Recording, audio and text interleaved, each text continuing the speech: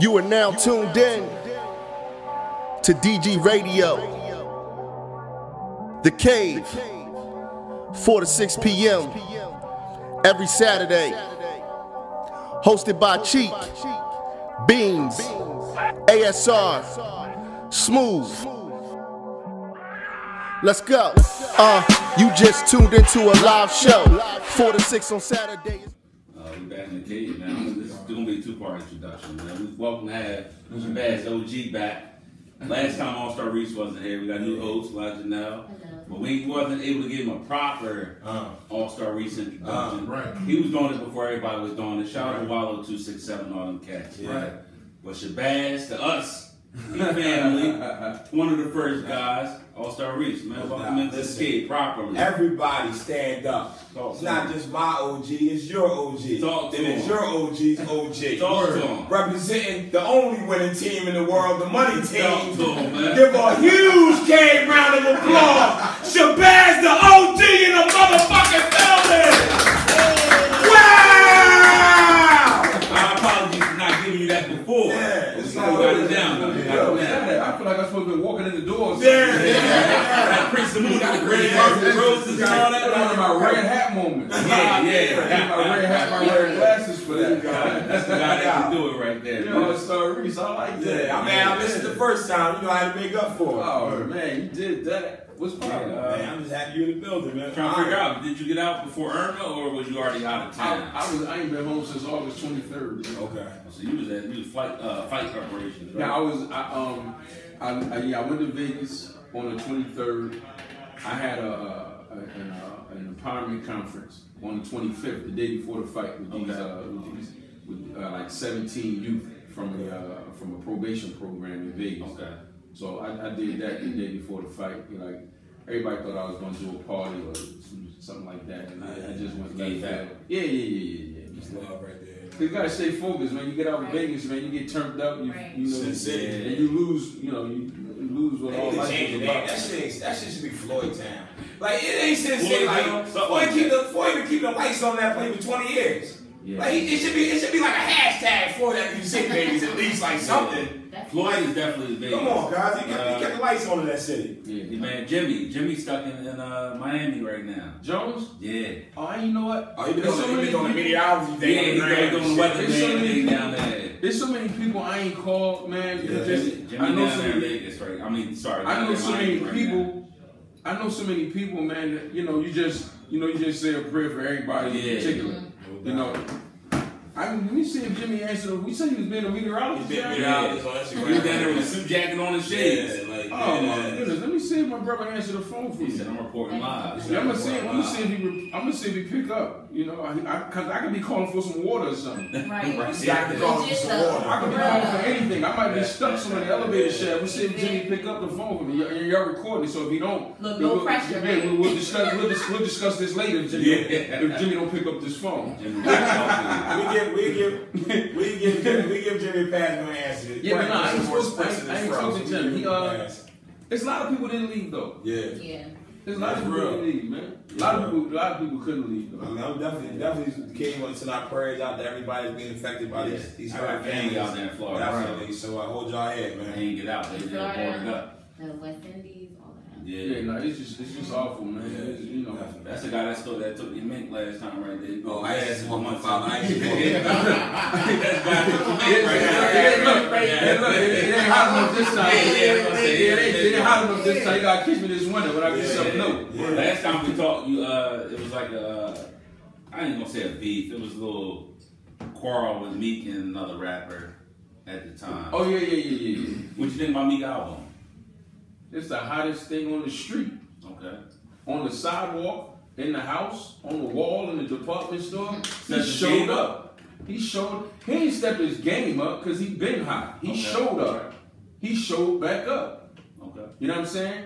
He did what you do when you accept what you can't change and get focused.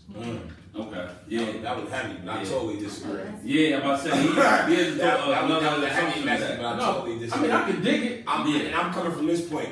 Do I think Meek is hot? Yes. I feel like at your third album, you gotta show me some growth. I'm gonna tell you what the growth was at. Let me just say, I don't want to cut you off. to me, I didn't hear anything that I didn't expect. Like I mean, I didn't nothing that album didn't want me to say after I listened to it Tuesday. I want to hear it again Wednesday. For me, from my perspective, I can dig it, but I'm gonna tell you where the growth came in at. Okay. The growth came in because he went through so much in that transition with the whole drink shit. You know, L this, L that, like everybody like L the man, right? Yeah. Usually when somebody faces that type of turmoil in their life, if you're not strong, if you're a weak person, right, you can't recover. To me, it's not about the music per se, because he been hot. Yeah. What he did is he just recaptured people who stopped believing in him. That's where the skill set came in at. That's where the intestinal fortitude come from. It ain't necessarily the music. It ain't like, oh wow, oh, you hear what he said? He been spitting fire. He grabbed the old fans back, kind of what you're saying. And he grabbed the old ones, and he grabbed we was at I put up a video. We was at Rehab in Vegas. Okay. And I was on stage with him at Rehab, and I'm just watching this shit. I'm recording it, and I posted the video. Let me share with you. I posted the video that I put up on my page. I mean that I recorded from Rehab that day, and reception here is not that great. Definitely But not. I put the video with a caption, and in that caption, part of it was, it's a lot of people out here in this audience that's reciting these words word for word that I know probably put an L. That we probably put an L next to his name. Yeah. Excuse me, when it was a popular thing to do. Yeah. You understand what I'm saying? So when you get people who will ride a wave and go against you to make you quote unquote unpopular, and then you can stand through that and then come back, not necessarily on a lyrical tip, but make people repopularize you again, you saying something. That's a different take on it. Yeah, I respect both of y'all opinion on that. I respect both of y'all opinion on that. Yeah, I get what he's saying. Because he never said Rick was whack. No, I'm not saying it that way. It's almost like Jay. Yeah. Jay did something different with 444. Nobody saw that coming. Yeah. Nobody saw that coming. Some people don't like it, but where can Jay go from where he been already? Yeah. He had to go there. Yeah. Right. The question, the only place he can go now is Black Panther rapper. Ain't nowhere else for him to go now except let's do it. there's nowhere else for Jay to go now. This is my opinion. From now, it's only place for Jay to go that he hasn't been now is complete political activist. Yeah. Okay. That's it. It makes sense. Because Jay just gave us something you never had. Total how you feel about transparency. 444 is how I wanted to feel about the wins and losses. But see, from the perspective of, okay, people been doubting you all this time, all this day, they've been putting dirt in your name. I just don't feel like nothing from that album just grabbed me and said that he wanted to prove something. I just feel like he made a great album. I don't feel like he didn't want to prove nothing. Right. But I feel like at this point in your career, when you 3 albums in, you should be wanting to be them stats. I remember. He 3 albums in, but he's still 3 albums young. Yeah. No doubt. He's still a young man. Yeah, but He still got one. He's not at the growth stage yet. I give you that now. He's not there yet. With the people that's in his lane, right? From the Drakes. Now I'm going by. I'm trying to put the ages together. I'm not saying I'm about to say bigger. I'm not saying sell wise. I'm trying to put them in the age bracket and maybe how long they've been in the game. Right. From the Drakes to the Big Sean's to the J. Cole, people like this. I feel like these people have ascended from. Now they go to festival and got 50,000 people in the crowd singing word for word. That's true. When I'm waiting for Meek to make that album. He's not there yet. You know why? Because Meek's still in the track. Meek still love his homies. Meek still experiencing death. He's still watching himself lose niggas. He just came and gave himself the title of a self-proclaimed lightweight dope thing for fucking with that water. Yeah. And he evolving at his own pace, and that's why I respect him. No doubt. Conversations I had my personal personally, I had my own conversation with him, and it was Halloween. Okay. What's this? 2015. Okay. Halloween, when all the Drake shit was going on. Okay. Me, him, Dean. It was he. At this point, he wasn't deep that night, and he was in Miami. Yeah. He was in Dream, and I talked to him from the time he got out the car to we was in the club talking, and I was telling him that night, like, dog, you from Philly, I know what type of heart you got. Okay. Most of us are the same type of dudes. For the most part, besides the shit that we got with us, Philly dudes is thorough. Yeah, we all and we're givers. basically. We givers and we transparent. And all you can do something small and we'll stamp you thorough. We fuck with you. Yeah. We'll give you we give most people that. Like with us, we give you an A. You gotta earn an F with Philly niggas. Right. That's really how we move. But I had to tell him in this industry, these niggas is not your friends. The majority of them. Okay. They jealous of you, they envy you, they tolerate you. Because the way you move, where you from, and they typically know niggas is about that action. So they're gonna respect you to a degree. They're gonna respect you to a degree, but don't confuse it. So don't get disappointed, don't get your feelings hurt when these niggas do the opposite of what you expect. So that's the conversation I had with him. Whether that resonated, whether it registered, I don't know. But I do know that when I saw that Hot 97 interview, Yeah. I just sat there like a proud uncle, a proud big bro. Right. And I had to call him. A couple homies in the group text, I ain't gonna name no names, but that was giving them L's, definitely respected him. They had to. Yeah. Look, you see, the thing about it is this. It ain't an L. My mother taught me when I was little, as long as you live, you'll learn. Okay. As long as you're alive and above the ground, you got a chance to make it right. Everybody ain't gonna accept it, even if you're gonna make it right with some totally new people. Right. You got a chance to redeem yourself. He redeemed himself, and he did it his way. He did it without compromising himself. So he's still not at that point that you talk about yet, because he's still going through shit. Oh, well, he just got shot. You understand? You know, allegedly. He's still trapped. He's still in that mind frame. Yeah, yeah. He's still going through it over Snoop. I guess my problem is, this is my thing. Them dudes you talking about don't go through what he go through. They don't got the same That's a life. fact. But They this don't is got my the same thing. life. At some point, in order to be great, you gotta shake the bullshit. You have to. One way or another, right? It's gonna happen. Jay-Z ain't the same Jay-Z that was sitting on the Bentley on Hard Knock Life. But he didn't change. But that's like It 20 kept. years. It's been a It don't even matter. Everything happens. happens. Transformation. It's So organic. you gotta factor in time. This is what people go wrong I just with. feel like, my bad, I don't mean to cut you off. No, go ahead, Give go, it a go, real go. game. I guess my problem, this is one of my biggest problems with the music game in general right now. Everything is dumbed down. So now you want me to hold a mixtape to the same way I hold an album, because your argument will be, well, niggas don't make albums no more. They mixtape is albums. Well, that's not the hip hop I grew up in. My thing is, when you want to be considered one of the best, you can't have people around you making, no matter what anybody in this room think about Drake, whether you think he's a ghostwriter or not, there's people that tell you Drake got 1 or 2 classic albums already.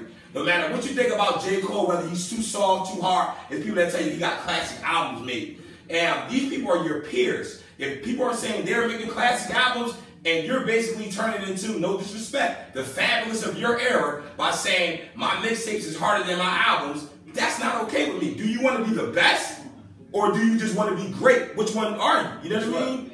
Everybody's aspirations are different. Even if he don't want to be, it don't make him less than. Because everybody operates off their own internal experience. Right. Everybody. This is one beautiful thing that I like. You hit that shit. I like organic. Yeah. I like organic shit. The last time I sat with y'all, I wasn't wearing a TMT hat. Nah. Yeah, I reason that. Right. You understand what I'm saying? And I still wear AR music hat. Yeah. Don't get that fucked up. Right. But what happened is, Floyd watching this fucking phone, this Instagram shit. He watching it. I ain't know it.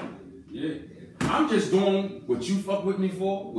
I just was doing what I do. Yeah, as you said before. I was just doing what I do. I got a phone call inviting me to Floyd 40th party. A text message from Kichi, his assistant. Yeah. Who I've been knowing for years. But Floyd didn't know she knew me. Okay. He was showing my videos to everybody in his camp. Like, Yeah. we'll be talking that shit. I like this thing. He fucked around one day and showed it to her. You feel me? I know him. I know him. He like, you know him? Like, can you get in touch with him? Yeah. She like, yeah. And she hit me. So on and so forth. And boom, here we go. You understand what I'm saying? It worked itself out. See, it don't work. Meek would never work if Meek said, you know what? I'm 3 albums in. Right. J. Cole doing festivals. Right. I need to be doing festivals. You know, I need to change my perception of how I'm thinking because my peers is doing this. Now, when he start doing that, he done lost. Right. Period. Because a win It's not what we perceive a win to be. It's what the person who competing. Because somebody can lose the race in our eyes, but in their eyes, I'm glad I finished the race. I won in my eyes. And you gotta allow a person to be comfortable with that. We can't determine what a person deems as a win or a loss for themselves. And that's what Meek is at. I can respect that. You know what I'm saying? That's what Meek is at. He's doing his thing his way. All he gotta do is stay the fuck out of trouble. Yeah. That's his task. Yeah. Don't become a victim of your surroundings. Be the boss that you say you are. Long as he do that, he stay the fuck out the penitentiary and out of the probation office, he got every chance to be exactly what you want him to be. Because it's going to come in time, if that's his path. We get the game fucked up because we forget we ain't in control. Right. You understand? I understand without control, but you around somebody whose sole purpose is, I want to be the best. And to me, that's something that resonates around it. I feel like if I was to sit around 40 to 15 minutes, I'm like, yo, all right, if I'm a radio host, I gotta be number one. Like, I don't understand why people don't, like, whoever wants to be happy to be in a race, the best feeling is to be number one. Some people like that, bro. Some people scared of success. But I don't think we should give people passes because they want to be passive. No, you don't give them a pass. It's like I told these students, teachers, right? When I go talk to these students a lot. Shout out to the tour. Yeah, is it worth my life tour? Come we gotta talk about that. We gotta talk about that straight up. This is what I tell. I've told several teachers this, and last time I said it, I think I was in Oklahoma, and the teacher told me, she said, I wish my entire faculty was in here just now when you said that. Okay. What I told them is this, dog. If you in school and you acting a fool every fucking day, and the rest of the classroom is doing what they're supposed to do, but every day the teacher fucking with you, trying to make you change. Every day she exhausted all of her energy because you disrupted. She's subtracting from the needs of the rest of the classroom. Exactly. Concentrating on you while you exercising what? Your free will. Your mind is made up. You're going to do what the fuck you want to do, regardless of the repercussion. You don't care about getting suspended. You don't care about getting your ass kicked when you get home. You don't care about suspensions. You don't care about detention. Nothing. My mind is made up. This is what the fuck I'm going to do. So guess what? It's not about anything other than, it's not a pass. It's, you know what? I accept that this is who you're going to be. This is what you're going to do. I did not give up on you. I gave it my all. I got 23 other students in here I got to fuck with. Yeah, I'm not going to focus. I accept. I'm not. You don't give a person a pass. It's not. Once a person made up their mind that this is what they're going to do, you got to accept it. Because you'll sit around and you'll be mad at this motherfucker and then missing out on the artists that you do like. Because you're trying to change this one. I love it. Real shit. I appreciate OG, that. you still got a toothpick talking from that? Oh, yeah. Okay, all right. Just want to make sure. All right. No, I'm good. I want to make sure you still have it. I want to make sure you still on point. We gotta touch on this tour. Wait, before we touch on this tour, excuse me, I didn't make sense. No. But for those who don't know your backstory, so you mentioned now that how you got in with Floyd Mayweather. Right. And what else is it that you do? Like, tell the listeners. She real personal. What? As you should be. Yeah, because we didn't just jump to the money team. That's right. Get to the essence. How did you get to this point? And I've been involved in the music industry since high school. Like, I'm 49 now, and internship at Power 99 right here in Philly is where it started with Lady B. So throughout my years, it started from radio intern, to radio promotions, party promoter, industry social life, building and establishing and maintaining the right relationships, the right way, no dick riding. Shout out to Fab and Ruggs. Right? I was just talking to Ruggs on DM earlier. I created and established a collective of solid relationships with good people because that's what this industry is about. It's not about always what you know, it's about who you know and how they perceive you and how they see you. So when I get to a point where I can pick up my phone and I can call him. If he missed the call, he'll call back. Okay. You know what I'm saying? I can pick up my phone and text Puff, and Puff text back. Like when you get these type of relationships, and then you get a relationship like Floyd Mayweather with somebody who you didn't even know you was on their radar, it just lends testament to, I moved the right way while I was doing what I've been doing. So everything leading up to this point has always been about music. It started with me. I was an MC at one point, and then further. Oh, you ain't gonna just say that, bro. Like Shabazz, you spitting back in I was street What was MC. the rap name? Easy. I was Easy on the East Coast. I I was a street beat MC for Lady B. Oh, that's happy. That's happy. Yeah, every Sunday 12 to 4. We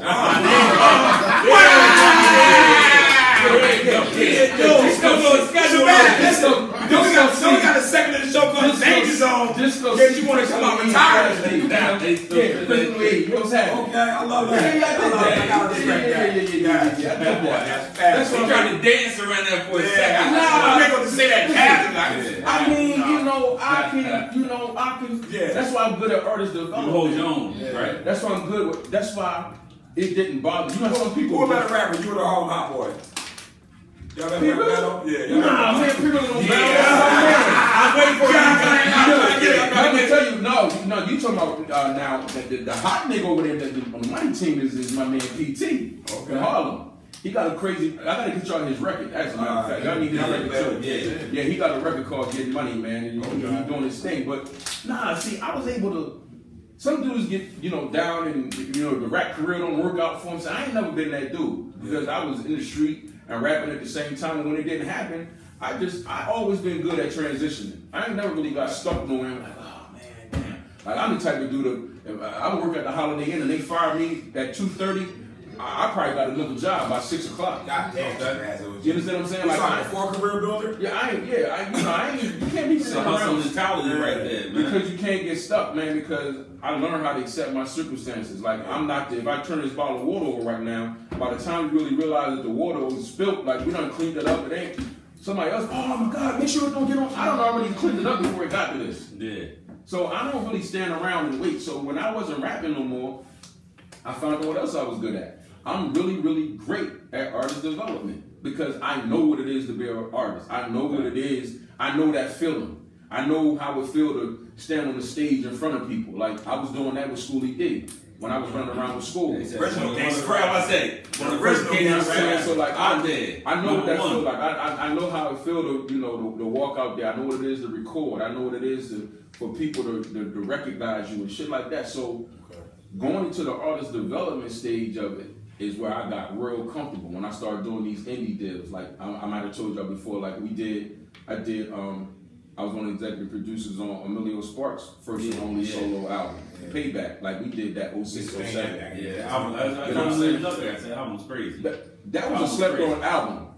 That was a slept-on album, but that was another thing. That was another testament of growth. Sparks wasn't ready yet. That's my little brother, but he wasn't ready. No, the album was a good album. I still play that. That album is crazy. Yeah. Now, there's records on that album right now from 10, 11 years ago that we could pull off of there right now. Yeah. I mean, it's just that type of album. So, that's just been my journey, man. Like, all through the industry, all the way to the point of showing other artists what it is to go after distribution and just to develop themselves and stay solid, grounded, and realistic about their expectations from the business and make them understand that in this game, there's no guarantees. The only thing that's guaranteed is there's no guarantee. Absolutely. I'm so happy that thing. Listen, it's the Cave. 215-909-9925. I know y'all listening in the prisons. I know y'all chopping crack in the trap house right now listening to Shabazz. Believe that. Listen, get your mind right. We coming back. We got to pay some bills because we are the #1 independent radio show in the world. 215-909-9925. We back. Dang. You know the OG got to give real perspective. But I ain't no way. That's the same thing, though, man. That's the same thing. We cannot have Shabazz OG in the building and not talk about the story. But we get right to it. Yeah, is it worth my life? Is the title of the tour. People always ask where did that title come from, and it was just something that I came up with because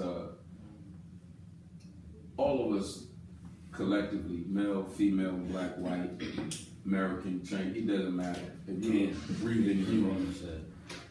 a breathing human, your life is encompassed around your choices and your decisions. Period. That's what shapes all of our lives. Okay? Our choices and our decisions. And I remember I was at a detention center in St. Louis. The kids was from 13 to 17. And I'm looking at these kids all in there, sitting in there locked up. Half the room was inmates. The other half was in an alternative program where if they just made the wrong move, they would be on the other side of the room. Okay. So I asked one of the kids, I said, how long did it take you to make the decision that you made to get yourself in this situation? He said, man, less than 5 seconds. I said, time yourself on how long it takes you to say, is it worth my life? He said, man, about 2 seconds. I said, a lot of us, myself included, if we took the time out to assess the situation that we're in, that's about to change our life, change our marriage, change our relationship, change our employment status, if we would have just waited a couple more seconds, because I got so many instances that I could have thought differently, and I would have had a different outcome. My last job that I ever worked 9 to 5 was in 2002, and even though I had reason to want to resign, I shouldn't have. Okay. I should have let them fire me. I'll collect unemployment. Hey, real nigga shit right That's there. what I should have did. Yeah. But I felt so disrespected. Yeah. I was so pissed. You couldn't do it. I was on my fuck you. Shit that I did. I was on my but then my old head at the time, you know what I mean? My old head Lou Will told me. ShabazzTheOg got an old head. We gotta give Oh, a yeah, big my round of OG, applause yeah, for Lou my Will. OG, Come on, man. ShabazzTheOg we gotta give him a round of applause. You were the ball player, Lou Will? Nah, I'm about to say, hold up. He worked in the school system over here. Okay. But he used to live across the street from me when I lived over across the bridge in Camden. Okay. So he was older than me. You know, when I went to jail, you know, his wife would take my phone calls. Like, I'm super tight with his daughter right now. You know, shout out to Tia. You know what I'm saying? And they like, he was like my pop without really being my pop. He just gave a nigga game. You respect the name. And yeah, that's my man to this day. Yeah, to this day, that's my man. So, and he told me, he was like, you shouldn't quit your job. Go back there tomorrow and tell them you rescind your resignation. And I went back, but then they showed me just how much they didn't want me there because they didn't accept it. Okay. Oh no, we have a policy. Now we got a policy that we can't rehire. Bullshit. I did what you wanted me to do, and I moved in haste. Yeah. What I should have did was continue to let y'all be uncomfortable with my presence and my demeanor and my bossiness, because you uncomfortable because you scared I want your job and I don't. This ain't my aspiration. Right. You know what I'm saying? So I should have allowed you to continue to be uncomfortable and let you conjure up a way to get rid of me instead of giving you the easy way out. You understand what I'm saying? So that's the difference. That's the difference in taking a few seconds to think about something and reacting. Because that reacting, man, I done reacted my way into plenty sets of handcuffs. Yeah. With that being said, like I seen some, I forget who said it, but somebody said if you're gonna react, sit yourself in the bathroom for 23 hours and then think, would I want to do that again? No, you ain't even got to do it that long. I'm saying they said let's see with the 23 and 1. I was in. For people who don't even know what 23 and 1 is. Yeah. I was in North Carolina. The smallest kid in the room was 7. His mother already talked to me and told Locked me. up? No. Oh, Just they in school, but he bad as shit. Okay. His mother done already talked to me ahead of time. He don't know this though. So I pick him out. I tell him to come up to the front of the room to the class with me. And I before I even started, sometimes I like to give the kids the opportunity. I'll ask them who's in the room willing to be honest. Okay. Just raise your hand if you're willing to be honest. And they all raised their hand. So I told them, I said, you come here. I said, you gonna be honest? You're not gonna lie. He said, no, I'm not gonna lie. I said, why do you get in trouble so much? What's your problem? He said, I don't listen. I said, how old are you? He said, I'm 7. I said, you the same age I was when my mom told me I don't listen. And you the same age I was when my mom told me I'm gonna learn everything the hard way. I said, I was 7 years old. I said, you know how old I was when I started listening? I was 29. I said, you know where I was at? In prison. It was a door behind me. I didn't know what was in the door. Behind the door, I opened the door, it was a closet, had some chairs in it. I opened the door, I looked in it, I said, come in here, stand in here. I put him in the closet and closed the door. I'm talking to him through the door now. I said, it's dark in there? He's like, yes. I said, do you like how it feel in there? He said, no. Yeah, man. I said, you want to come out? He said, yeah, I want to come out. I said, no, you can't come out because you're in jail right now. Because that's where you're going if you don't start listening to somebody. Yeah. Right. You understand what I'm saying? When I opened the door, I finished talking. I talked for another 45 minutes. And I asked him, later on in that conversation, how old did I say I was when I started listening? 29. He remembered. Mm-hmm. He remembered how old I was when I said when I started listening. Yeah. So the whole "is it worth my life" thing is just something to jar you. Because I got adults that tell me that now, like, yo, that statement is mean, and I use it in my life. Right. Yeah. You know what I'm saying? Right. So that's where that comes from. That's how I respect it, man. I love it.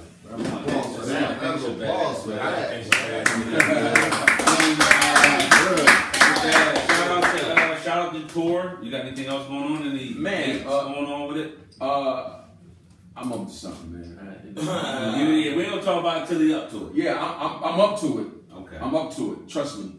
I'm up to it. Champ is up to it with me. We're up to some shit, man. So I'm gonna leave that right there, because you know. And but I will say this: I'm coming home with it. Oh, coming to Philly with it. You know what I'm saying? So I'm working on something. Before you go, Shabazz, is Champ done? Is he done, or has he got one more in him? No. See, this is the thing. Me personally, I mean, he told me he's done. Yeah. But my thing is this: Champ can't sit still.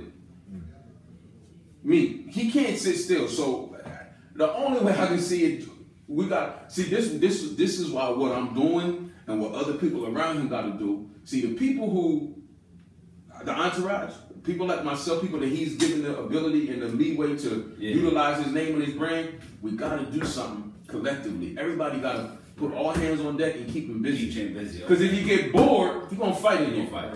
That's how I feel. You got to do something that's going to continue to generate bread. Because I had a conversation with him, and I was talking about something and getting like 100,000 to him. He was like, and I said, Champ, I know it ain't a lot of money. He's like, hold, Bass. 100,000 is a lot of money. Don't get it fucked up. I know what I got, but I keep a hustle mentality. That's why I got what I got. 100,000 is still a lot of money. Mm-hmm. So as long as he got something going on that he's interested in, that's keeping his attention, and he'll be fine. Yeah. Personally, and I ain't said this to nobody. I ain't even said this to him. I personally feel like the only way that could ever happen is if you get bored. Okay. Now, whatever you got going on that you're saying is big. Keep the cave involved. We're not as big as the Champ. No. We're not as big as the Champ, but keep. What I told y'all when I first came here, man, like, yeah, I fuck with what's on the ground. Yeah, you know what I'm saying? Ground, man. I stay on the ground, man. Like, I fuck with who fuck with me. No doubt. Hey, listen, the way they fuck with me. We gotta thank ShabazzTheOg one more time. Come to round of applause. Thanks for having me. Phone number is 0215-909-9925. Let's pay some bills. Hit us up, man. It's the case. DG Radio. The King. Radio. Now that we got the world listening, it's time we make this thing interesting. Every Saturday we on from 4 to 6. The one radio show you can't afford to miss. Shout out my homie Beans and my man Smooth. My dog ASR, he a damn fool. My guy Cheek working the connections. Run around the room giving out directions. Download the tune in that. Search Daily Grind, watch us bring that movement back. Dawg. From relationships to politics, sports and music, the latest and the hottest shit. Exclusive interviews, what's in the news. We gon' put your business out there, you win or lose. They screaming up, away we go. DG Radio. DG Radio. DG Radio. DG Radio. DG Radio. This is the King. Download the TuneIn app, search Daily Grind Radio. Check out my boys. Shout out to Smooth. Shout out to ASR. Shout out to Beans. Shout out to Cheeks. This is brought to you courtesy of Get Low.